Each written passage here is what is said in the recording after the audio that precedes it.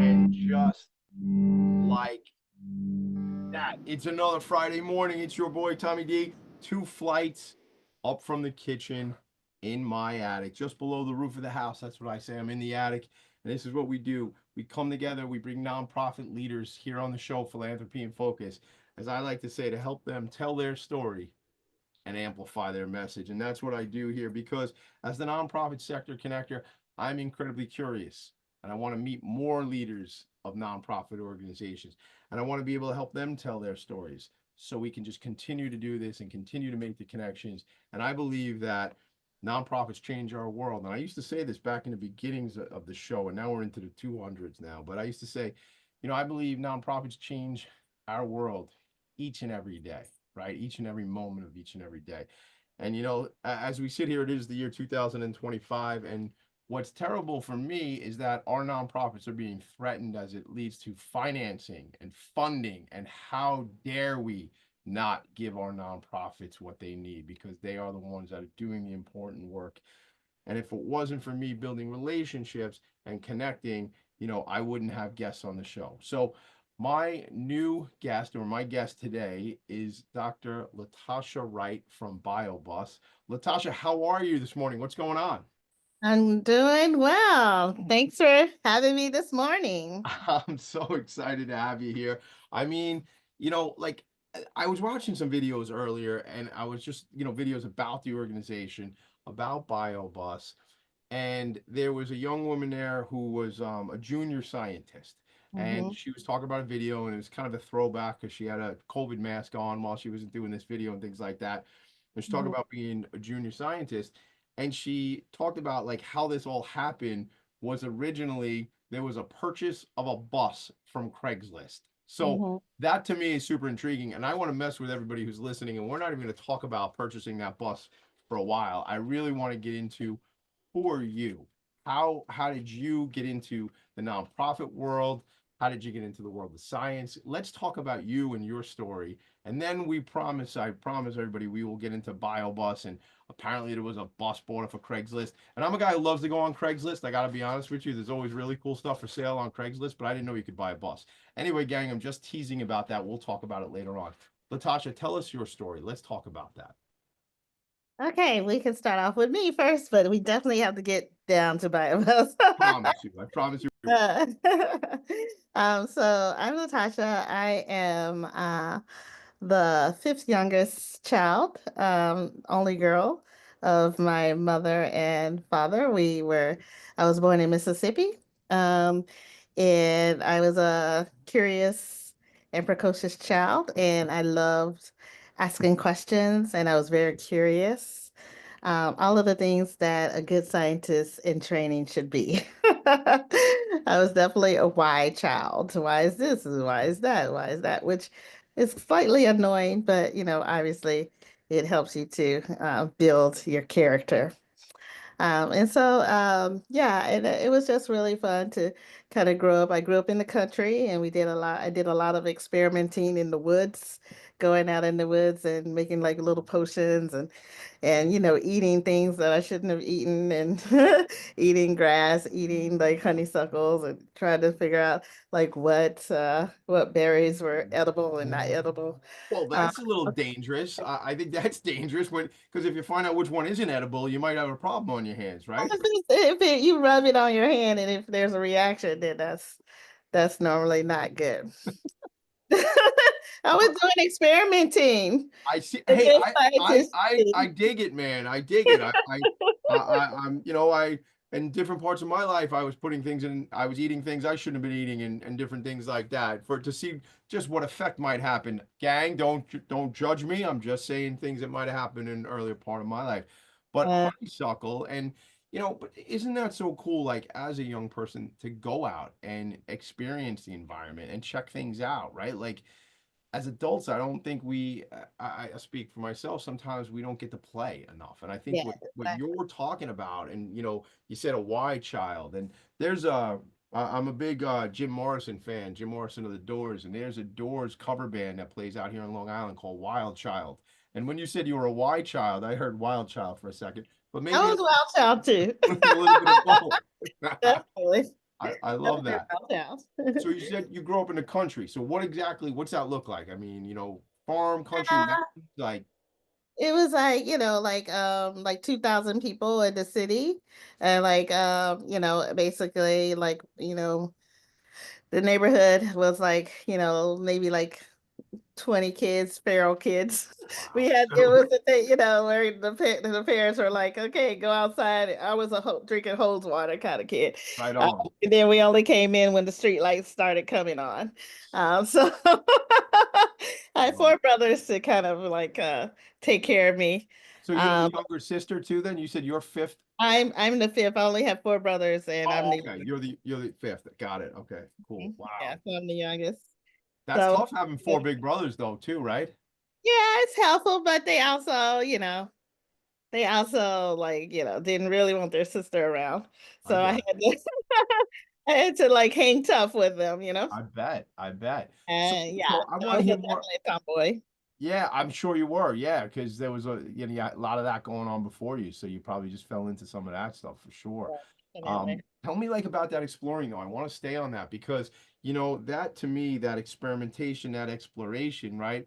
And I'm looking at the website right now, gang. The website is biobus.org, biobus.org. I could have spelled out bus, biobus.org. And as I was watching it, like it's changing. The pictures are changing. Yes, I promise I'll share it with you all later on. But if you could just go to it while we're talking. But it says biobus interns and junior scientists and Mhm. junior scientist interns. I said it wrong, but like, so you were always kind of a junior scientist even before just checking stuff out. I want to hear more about that. Exactly.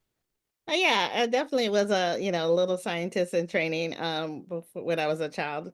Like I said, I used to experiment and with thinking about things to eat. And also, I love different berries and stuff like that. And also, we just experimented on like like on each other. But I don't really want to say things because kids will be like, what are you doing? Uh but I also, I just want to also when I grew up and I was in high school, I had my chemistry teacher was the real reason why I became a scientist, I think.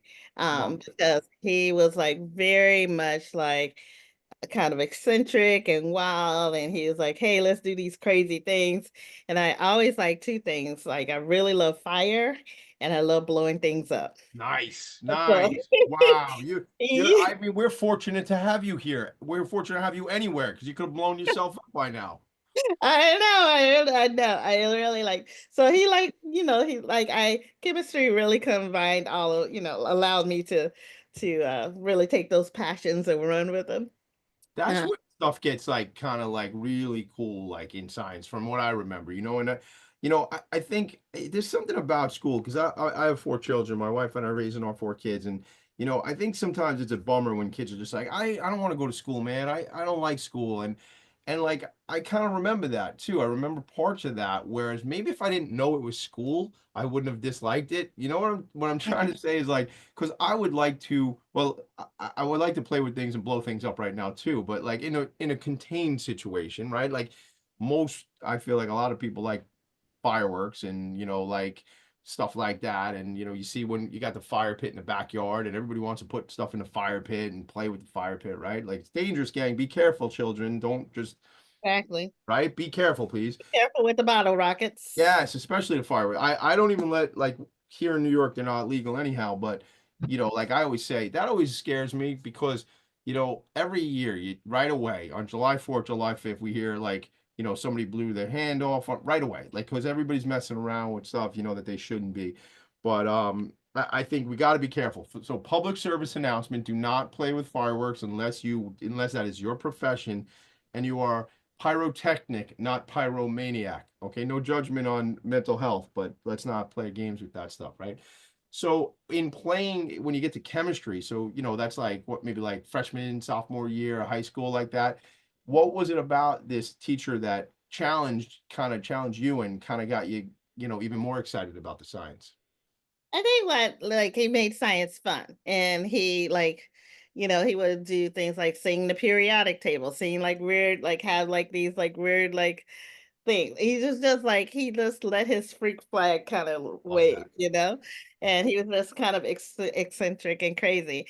And I was digging that. I like that person was able to, like, step to do the steps to the different drummer, like being able to say, "Hey, I'm gonna just follow my own path." Yeah. And I felt that in my soul, and I was like, "Oh yeah, I like that you can be weird and fun." And so that was one of the things. Like he was very eccentric, and it was just fun. And also he was always like indulging me. And I think like one thing we did together was like make gasoline bubbles and set them on fire. And it was really like for me, like super fun. I can't like imagine.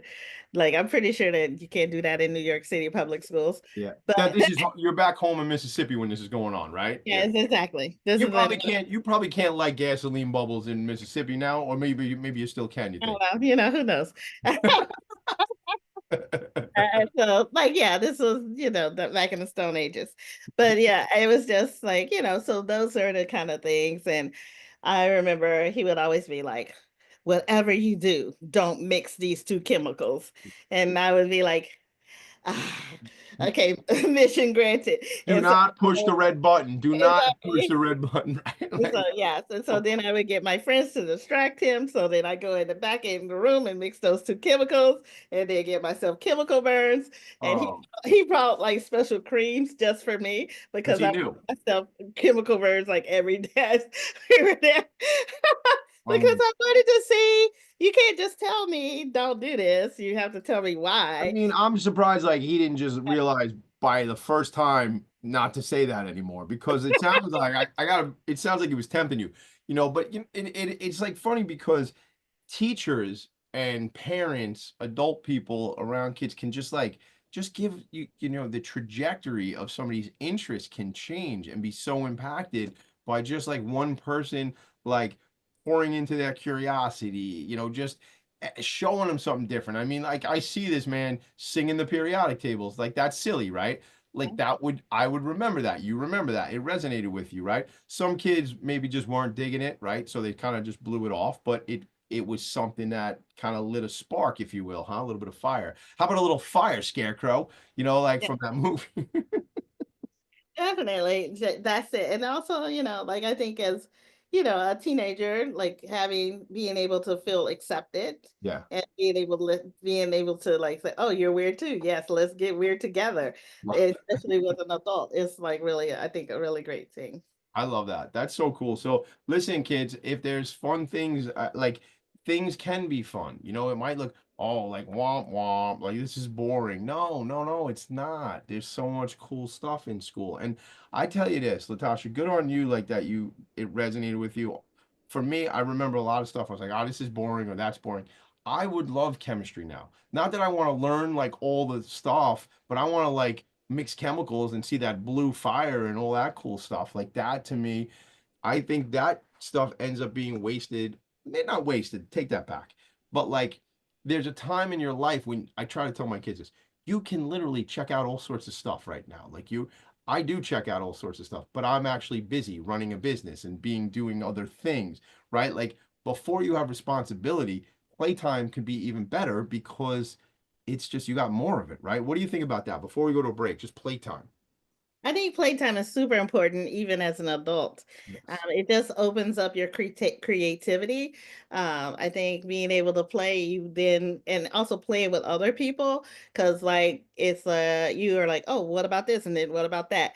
It opens up the things that you could like. It keeps you from just thinking about like being narrow-minded because it opens up all of the possibilities of what could happen because imagination is limitless. It is limitless. I love that, man. Just think, close your eyes, gang. Think about that. Think about it. You'll be back in chemistry class, whatever that was for you. Me, it was probably 92, 93, something like that, 100 years ago.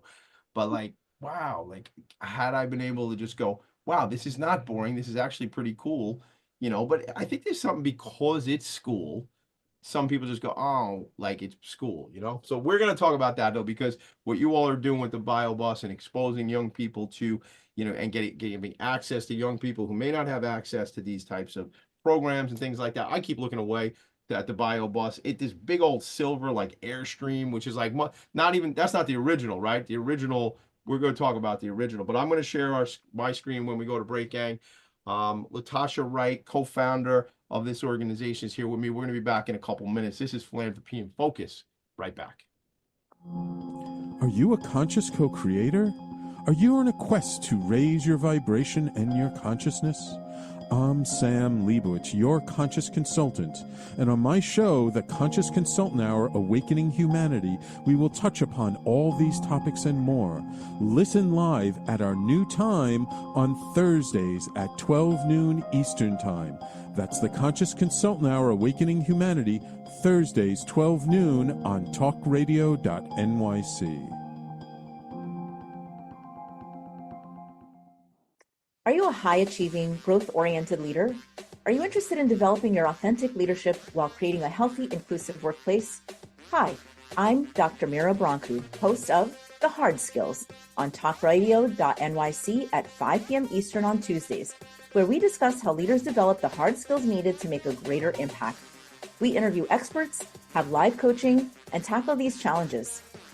Listen to The Hard Skills on Tuesday at 5 p.m. Eastern on talkradio.nyc.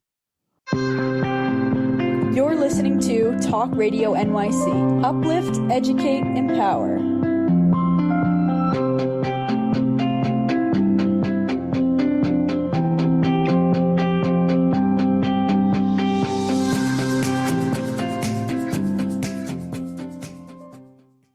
Nonprofits need connections to move in good directions. So cut through all the static. Join Tommy in his attic. That is right. Like just push the static out of the way. Cut through the static. Join your boy in the attic. Check it out. We're back. So I was sharing the website biobus.org, biobus.org.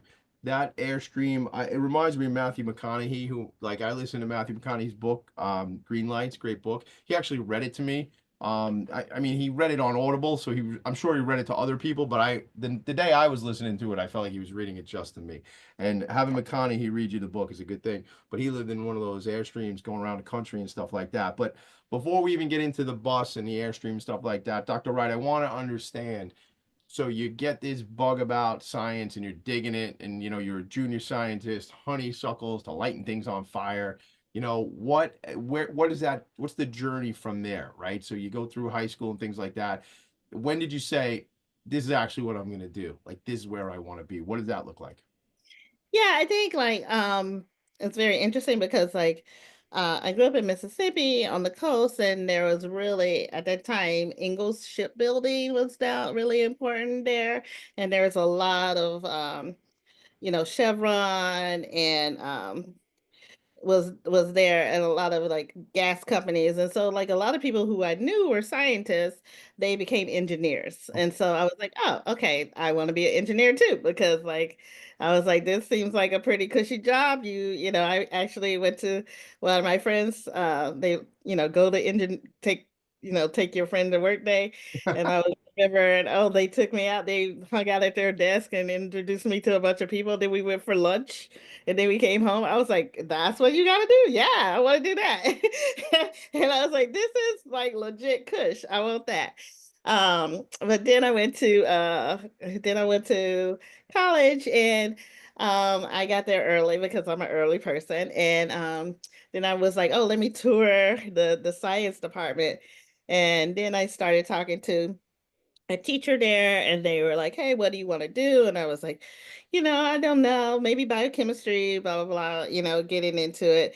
And they were like, "Oh, you should apply for this grant, this scholarship." And I was like, "Okay." And even though it was like time over the time, they still let me apply. And then when I got in the interview, they were like, "Do you want to get your PhD or your MD PhD?" And I was like, "PhD?" And they were like, "Yes, that's right." And I was like, "Yes, that's right." And so so that kind of set me on the path because had this scholarship. But then I went to do research that summer at NIH, and that's when I fell in love. Wow. So, Like, all right, I fell in love there. so undergrad was the sciences too, like all the way through, like once you plugged into college, all the way through to get the doctorate? Yes, yes, I was a chemistry major in college. I went to HBCU Tougaloo College in Mississippi. Okay. And every summer I did research at like NIH and Johns Hopkins and things like that. And that's where I fell in love with actual doing research. Yeah. And so yeah, and then at Tougaloo I met the NYU's graduate senior associate dean, Joe Oppenheim, and he, became my mentor. And he was like, "Come to New York." And I was like, "No." He was like, "No, come to New York for real." I was like, "No." And so then I interviewed and I came to New York. And as soon as I landed, I was like, "Okay, I live in New York." Well, let's talk I about was that blown because away. from a little town to a big city. I mean, Exactly. I'm from Long Island. I've been here on Long Island my entire life, right? I was in a studio just last night. We were doing a show called Strong Island TV. So we call it Strong Island out here. And I was just digging the fact that this guy calls it Strong Island where I was at. So Yeah. I'm not far from New York City. I worked in and out of New York City, certainly in Queens for a lot of years. One of the five boroughs, definitely my favorite borough. Shout out, Let's Go Mets, by the way, everybody. Let's go Mets. But like, what is that like to come from a small town? And I mean, everybody knows what New York City is, right? Like everybody saw it, everybody has pictures and movies, it's in all the movies. But when you got to the big city, like, is that like daunting and like, oh wow. Yeah, but in a good way for me. I loved it. My first thing was like the anonymity because like in a small town, everybody knows you. And you're like, I was always somebody's sister, someone's daughter, someone's, cousin. But here I was like, I was just Latasha. And I was like, dude, like I loved that kind of just no one knew me. That was my favorite thing that I really loved. And of course, I, took advantage of all the New York things. Um, like I really, I think I didn't pace myself. Uh, you know, uh, when I first got here, there was like it's very easy to you know, Overindulge. overindulge. Right on. And I didn't pace myself when I first got here, and I was like, "Whoo, I got New York. I did New York. I did New York. Let's just say that." And and I was like, "Okay, I need to sleep for like 2 months," and That's then, but I think, and then I realized that New York is only as big as you really want it to be because there's just everything you really want within a 10-block radius. You don't have to leave your 10-block radius. Like there's the bodega, there's like the, restaurants, there's all those, there's the supermarket, there's the, everything. So you don't really have to. And so, but because I lived in Manhattan's Oh, you at did. the time, Yeah. and so it was like very isolated like that. I didn't really start going to the other boroughs until I started working at BioBus. Is that right? So you lived in Manhattan for a long time? Yeah, I lived in Manhattan because I was at graduate school at NYU. Yeah. Are you still in Manhattan now or are you in the outer boroughs? No, I'm in the outer boroughs. I live by Yankee Stadium. Oh, the other baseball team. I've heard there's another baseball team in town, but not this year, gang. Not 2025. Let's go Mets again. I'm just gonna hit it with the Mets. So by where that other ball team plays. I'm sure my buddy Mick Collins is checking in. He's always watching the show. He was named after Mickey Mantle. That's my buddy who not Mickey Mantle's not my buddy, but Mick Collins is my buddy over at Pay It Forward Processing. They give back a big part of their net proceeds back to nonprofit organizations, do merchant processing. Not a commercial, just letting you all know that's what they do. But so let's get into kind of New York. I guess we got to tell them. I guess maybe it's been too long. We're holding everybody. We're holding everybody like hostage here, and they're like, "What is this Craigslist bus thing?" So you go to NYU, you get your doctorate. What was your first job? Was it? It wasn't BioBus. It was something right before BioBus, right? Yeah, so I got my PhD at NYU, but then I did a postdoc at Hopkins. Okay. And I really loved the work that I was doing at Hopkins, but it was in Baltimore. Okay. And so I was like, yeah, no offense to Baltimore, but it just wasn't my jam at that time. And so then I came back to New York and started working at Weill Cornell. Yep. And so during that time, I became like really into yoga. Really? And a teacher, knew Ben Thaler, and she was like, "Oh, you're a scientist. I know a scientist," and so she introduced me to him, and the rest is history. Wait. So who introduced you? The yoga teacher? A yoga teacher. Okay. Introduce you to Ben. Yes. Okay. So tell And us Ben, about Ben. What's his thing? How do you so Ben had just bought the bus off of Craigslist. got it? So he had this this idea to do some stuff with it, and so I was like, yeah, I'm down. Let's do this. So let's hold on a second. Like I didn't even know you could just buy a bus for first of all Craigslist. You gotta just love it. That's only, as they say, only in New York, right? Like you can go on Craigslist and pick up a bus apparently. But I just so we gotta set it up a little more than just I met a guy, he had a bus, and the rest is like history. So Dr. Ben Dubenthaler, co-founder, executive director of this organization. What you guys met through yoga? Tell me that story, and then let's get. So I was really into yoga, and my teacher, my yoga teacher, was college roommates. Okay. And Okay. Got it. so she was like, "Oh," and then like you hang out in yoga, we became friends. Right. So she's like science person. Science People should know each other. That deal. Exactly. So she was a connector. Got it. Debbie is a connector. Davi, sorry, I said Debbie. Davi. Davi is a connector. So she connected us together, and then I, got on board the bus. I went to a school with him, and it was just and we went to a school. It was the first school was the Anderson School here in New York City, and I just fell in love with with seeing kids discover science for the first time. So what was he doing with the bus? Like, sorry to interrupt you, but what was his vision? Like, why did he pick up this bus? And then, like, once you saw it, like, how did your vision influence his vision, things like that? Yeah, I think we never I think opportunity and preparedness is where we are tonight, because right at that time we were like, hey, we got this bus, let's just go to people we know and pull up and see what happens. And it wasn't really planned.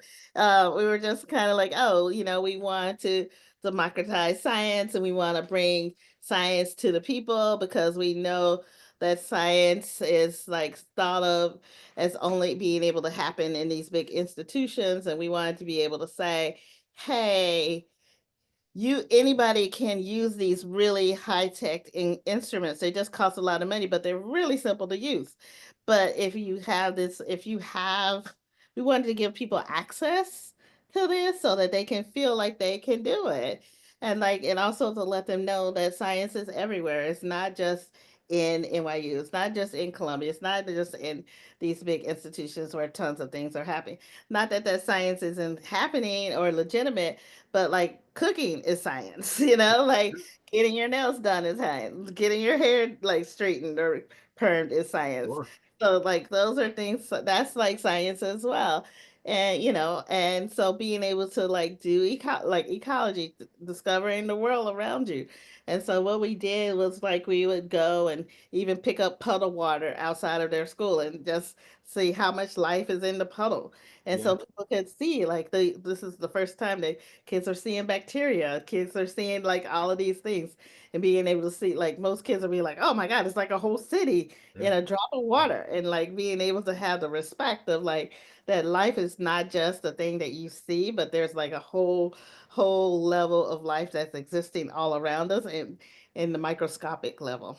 Wow. Oh my goodness. There's so much there, like just in terms of, respecting life and realizing we're not the only members of this, this society that, certainly the animal kingdom, the plant kingdom, and then bacteria and all these little things that we never see that, are life. And it's so funny. As you were saying it, I had just written down the word access. You said democratize science, and I wrote access because I wanted to come to that come to with that. And you said access, and I think that's what I was really seeing is you were bringing the science to these young people. We got to take a quick break, but when we come back, I want you to talk about that because is it in the city schools specifically? I want to know, is there a lack of access, and is it funding? And maybe we could talk a little bit about that and how your organization is maybe bridging the gap and covering that access. But we'll talk about that when we come back. But you talked about Connector, you talked about Davi, who connected you and Ben,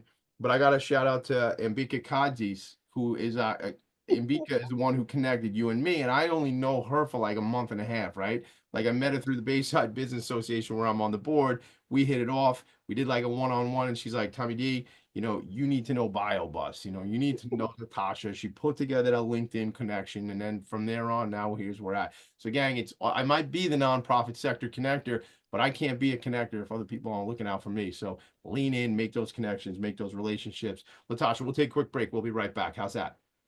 One more thing, I met Ambika in yoga as well. You met her at yoga as well. You know what? Guys. But you know what? I'm not doing enough yoga. That's probably what it is. I need to do more yoga. I'll meet more people. Namaste. Namaste in the attic. We'll be right back.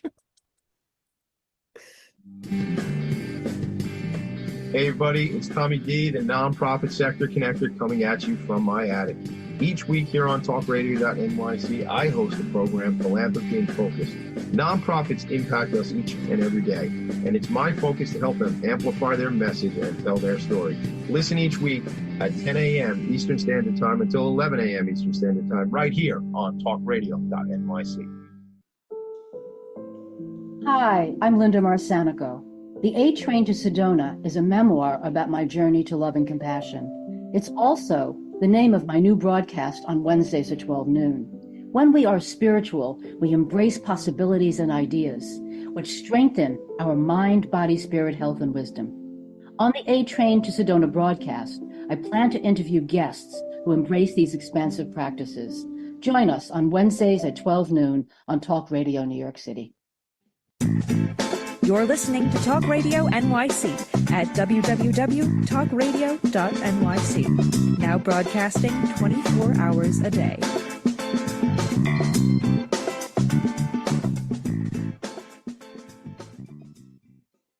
Nonprofits need connections to move in good directions. So cut through all the static. Join Tommy in his attic. We are back. All right, so we learned something. We learned a lot so far on the show. What did we learn on the show, Tommy D? So here's what we learned. We learned that yoga is a great place to network, in case you all didn't know that.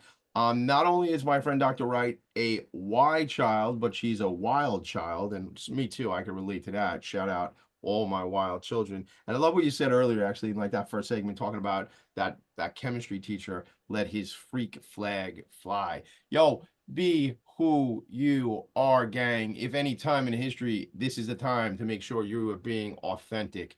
Rock the clothes you want to rock, be who you want to be, and we must, I believe, show the love and compassion for each other, all down to all the humans and all the animals, and then all the bacterias too. I love you, bacteria, man. Especially like I love the microbiome, right? Because that's what keeps me healthy and all that stuff.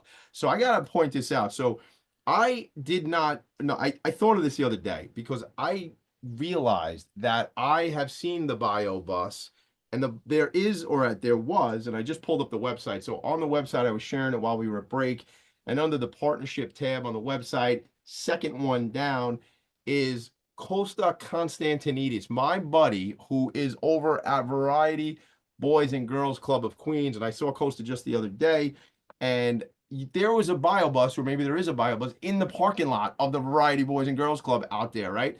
So about 3 years ago, I was visiting Costa, and I had I realized this, I might have had on that hoodie, but I'm wearing the Vanguard Benefits hoodie today. But I got a Variety Boys and Girls Club hoodie. I wear it all the time. And I saw Costa just the other day, and I love Costa. He's such a good man. He's been on the program. We hung out a bunch. And in fact, when I talked to him recently, we were saying that we're going to do a networking event out at Variety Boys and Girls Club. They're about to break ground, as you may know, on this massive project, a great building with like apartments and an amphitheater. Super, super exciting. So Costa, we got to get you to talk about that. We'll come back on the show. But is that bus always in the parking lot there? Yeah, so we've had a really great partnership with Variety Boys and Girls Club as well as Costas. And there will be a Bibles. They're planning to be a Bibles in that building that's coming up. No kidding. I love Yeah. that. Oh, There, that's so cool. there's initial plans there as well. Oh, So, that's so cool. Yeah. so we're thinking about like having the Bibles. So yeah, the Bibles will always be parked there and always be partnered with the Variety Boys and Girls. I love that. I will tell you, I think I owe Costa a check because what happened was somebody was wearing the hoodie, the Variety Boys and Girls Club hoodie, and I was like, "Oh my God, dude, that is a cool hoodie. I need one of those. I can't walk away from a hoodie. I just say, forget it. It's a problem I have. It's like one of my issues, you know." So what happened was I was there with about a dozen people. So Costa's like, "All right, Tommy D, you want a hoodie? Fine. I'll get everybody a hoodie." So we went downstairs to the office and got like 12 or 13 hoodies, and everybody got one.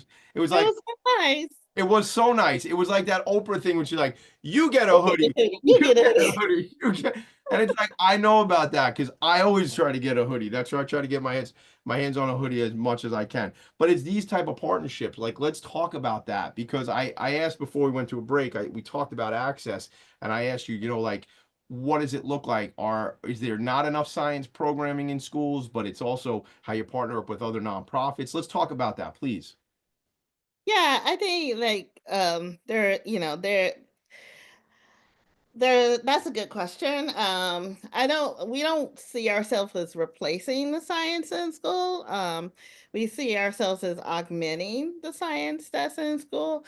And we also feel like what we do, what we offer is a way for the students to experience authentic science practice and like to be able to ask questions and be curious without without the, oh, I got a test, I'm going to be tested on this, and also like really we allow the students to come on and just explore and use and follow their own curiosity.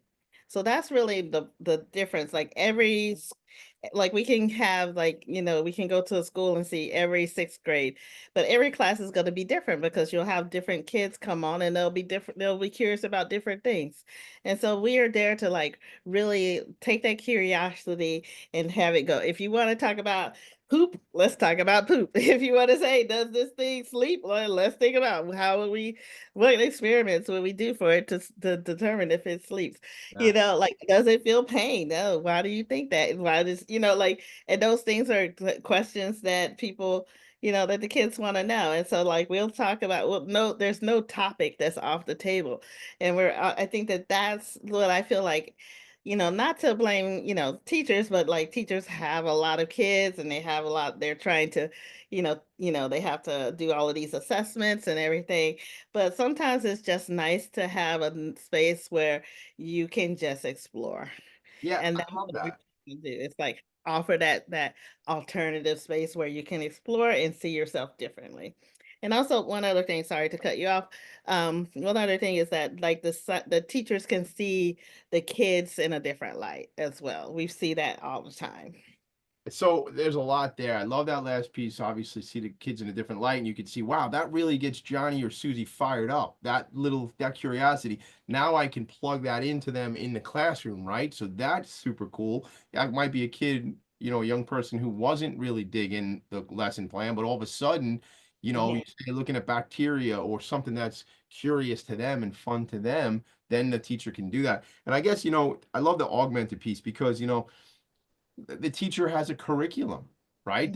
We gotta get this in. We got a regions. We got a state assessment. We got these so many lesson plans, and we lost 2 days for snow, and we can't, right? Like, so maybe they can't ebb and flow and pivot as much, whereas you all are more almost like reactive. Like, what do you guys want to talk about today? What do you want to learn about, right?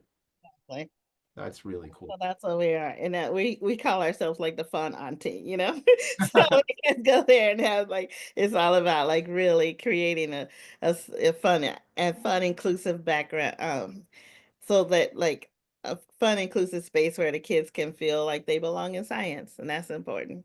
I want to thank you for that. And thank you for all what you're doing. What I want to understand, like, what is it like? How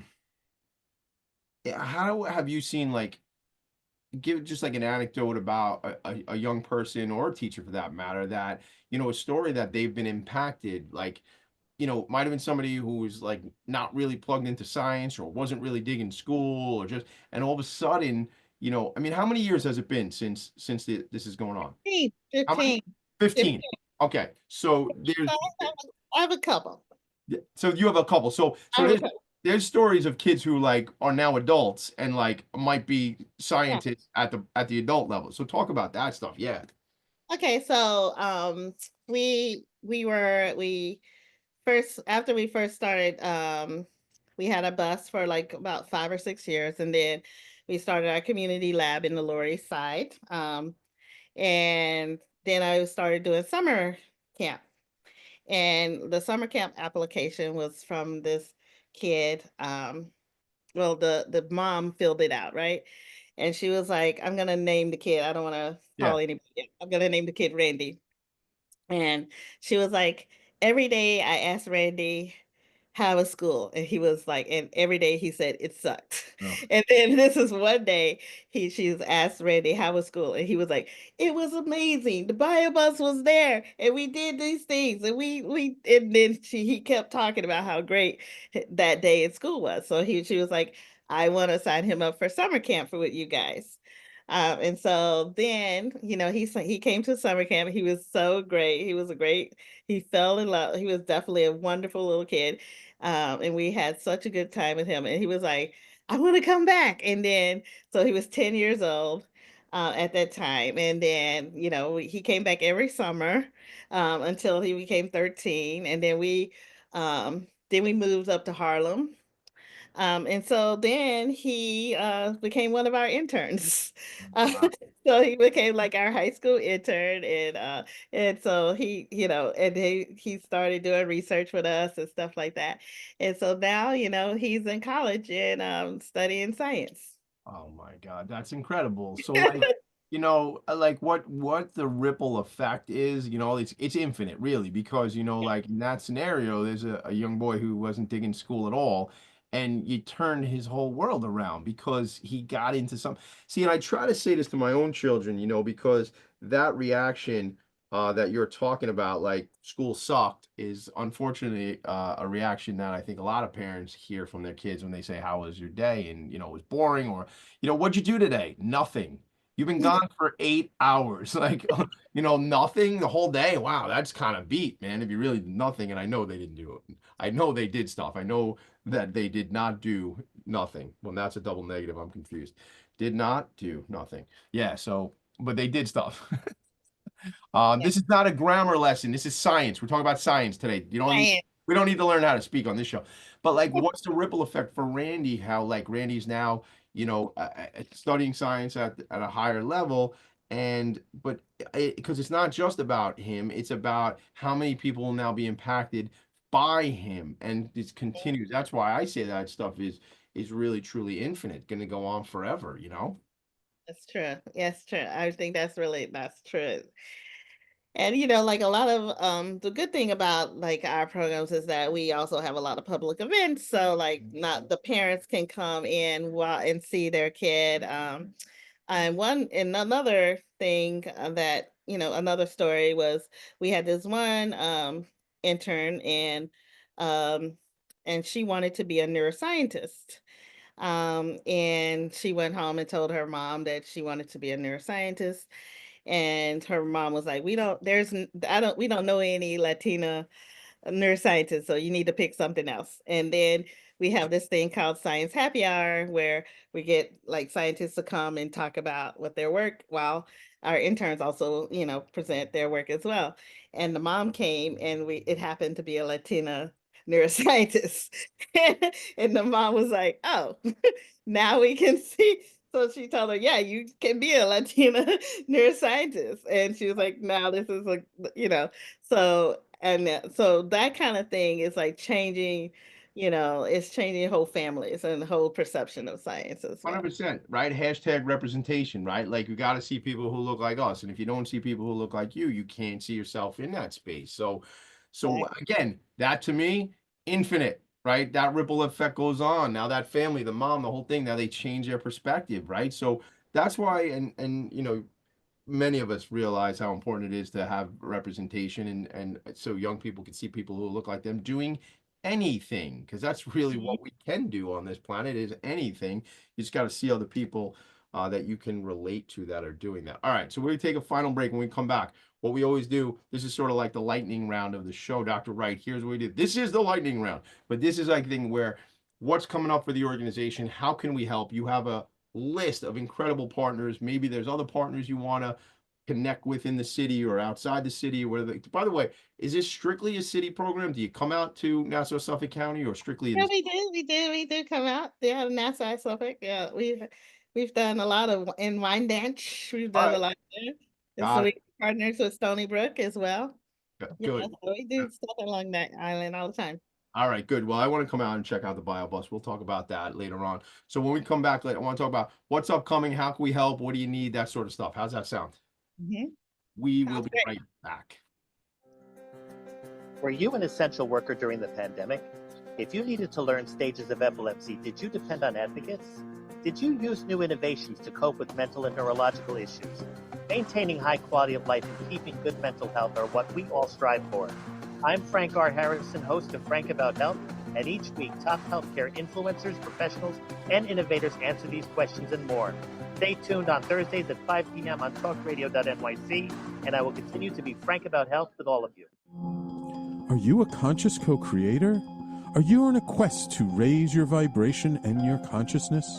I'm Sam Leibowitz, your conscious consultant, and on my show, The Conscious Consultant Hour, Awakening Humanity, we will touch upon all these topics and more. Listen live at our new time on Thursdays at 12 noon Eastern Time. That's The Conscious Consultant Hour, Awakening Humanity, Thursdays 12 noon on talkradio.nyc. You're listening to Talk Radio NYC at www.talkradio.nyc. Now broadcasting 24 hours a day.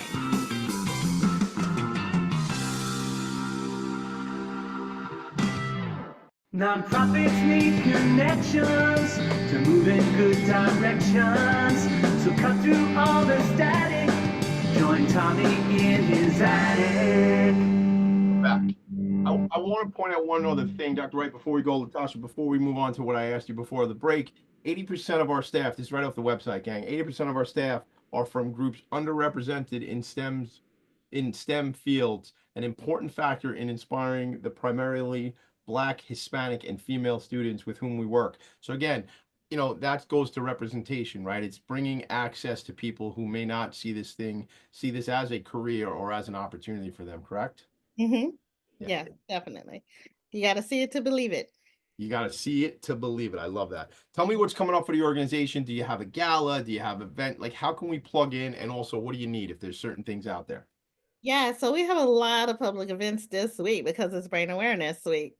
So tomorrow we'll be at NYU.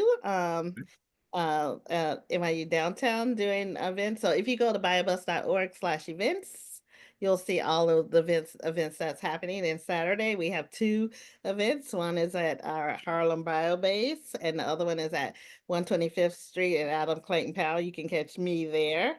The topic is your brain on tech. So it's going to be looking at like how how we're interacting with technology and how it's changing our brains now, which I think is going to be super fun. And we're going to have some VR glasses. We're going to be making some neurons. We're going to be talking about, social media, mental health, and all of those things. So I think it'll be a super fun event. So I'll be there all Saturday. We also have public events in the Biobase every month. So there's one, if you can't come tomorrow or Saturday, then there's one also in April that's there. Obviously that will be, so come, obviously check out our events. But if you have some extra cash that you're interested in donating, we always love donations. As a nonprofit, that was also, something that we love. So if you want to do that, then that's also really great. So you can go to bibles.org/donate. I will share that right now. I'm gonna actually share the page while you're talking about that. So I guess is there? You talked about the camp. I want to know about that. Is that every summer there's camp for the young people, or like? Yeah, so we don't do camps anymore. We were doing camps, yes, but I think I was the only one that loved camp. So I don't do those camps so much anymore. But we do, but what we do is we work with other partners that have camps. So we go to like partner organizations who have camps. So you bring the bus to camp. We bring the bus to camps. I like that. If you have a camp that you want us to bring the bus to, let us know about that. Yes, and we also, obviously that's one of the things that we do. We do a lot of public events throughout the year. So check out our events page. And like we do on the order of 60 public events every year. So 60 public events. Yeah. How does somebody how do you get to if I have a nonprofit organization and I want the BioBus to come through, how do I get access to the bus? And are there more than one buses? Yes, right now we have 2 that are on the road. One is the original BioBus that was bought on Craigslist, 1974 transit bus from San Francisco, and we have the Airstream, which we got going there, I believe in 2017, but now we just bought 2 new electric buses. So one is being upcycled, so it should be done by the end of April. So it's be ready to be on the road. So we are so we have electric buses, and that's really, if you know how to, are you interested in seeing the electric buses? That's definitely something we're interested in working with more people who are interested in electric buses. What I like you just said too is you're upcycling things, right? So, certainly it's more expensive to go out and get a brand new bus, so that maybe there's a limitation there. But I also think, from the perspective of choice, making the choice to upcycle, right? I'm sure there's, I don't want to say I'm sure there's grant dollars and things, but maybe there's grant dollars and things. But I think in terms of just upcycling, that whole conversation there is great and important for young people to even think in those terms. Mm-hmm.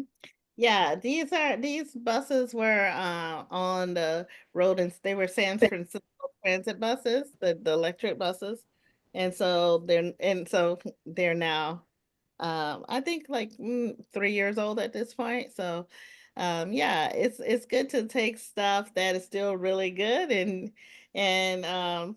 change it up. It's not only cheaper, but it's also reusing resources in a way that's more environmentally friendly. Yeah, I think in a lot of cases we have opportunities to do that, but some people go, well, this car is 4 or 5 years old, I need a new car, or these sneakers, these kicks are old, I need new ones. But Maybe they're not. Maybe we gotta, dare I say, maybe Madison Avenue should pump the brakes a little bit and stop trying to make me buy new stuff, you know? Like, that's how we get in trouble here on the show sometimes. I'm just kidding. But I'm just kidding that we get in trouble. I'm not kidding about you don't need to buy more stuff all the time, you know? How do you think about, that sort of stuff like ecology? Do you speak a lot about ecology to these young people to kind of school them on that? Yeah, we do. We talk about sustainability all the time, because all of the bio buses have that. Of course, we have the electric buses, but all of them have solar panels. So we do, all of our microscopes and all of our energy is with solar power. So we talk about solar power a lot. When we first had the, original bio bus, we used to use biofuels. But then that became unattainable because we used to go to fish fry. We had all these fish fry grease. We just go collect fish fry grease and then filter it and then use it. Yeah, and so Ben's wife threatened to divorce him because because there was too much fish fry grease in his house. Come on, where the heck do you store fish fry grease? Like, where do you put that? Ben, where's all that grease going, man?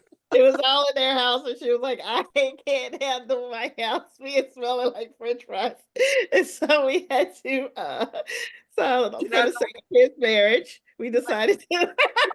I think it's important. As they say, happy wife, happy life, happy spouse, happy house, whatever the bag, whatever your thing is, man. But just don't bring too much fish fry grease to the house. I think, you know what it is like, when when you're cooking fish, you got to open up the whole windows. You got to open up everything. I couldn't imagine like bringing in all the grease and from the restaurants.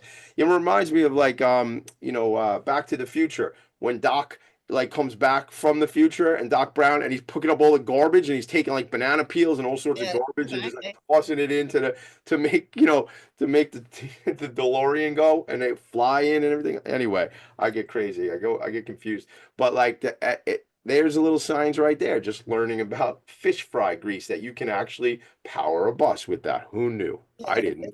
With the biofuels, yes, that's right. So we don't do that anymore. But we do talk about sustainability a lot, and it's really important to think about recycle, reuse. I love it. We are just about out of time, and that's how quick this show goes. We told some great stories. I had a lot of fun. Latasha, it was great hanging out with you. I'm glad you were here. I want to come out and play around on the bio bus one time. I mean, knowing that we got our friend Costa in common and things like that, and certainly Ambika, and it just means to me I got to go to yoga more often. I'm not doing enough yoga apparently, because you can tell I'm very relaxed, everybody. I'm not like manic and excited. I'm very calm and very relaxed. Maybe I probably should go do some yoga right now. Latasha, thanks for being here. The show is Philanthropy in Focus. Every Friday morning, I will be right here. I'll be waiting for you, gang. Come back. Meet me here next Friday. I'll see you later. Make it a great day. Bye.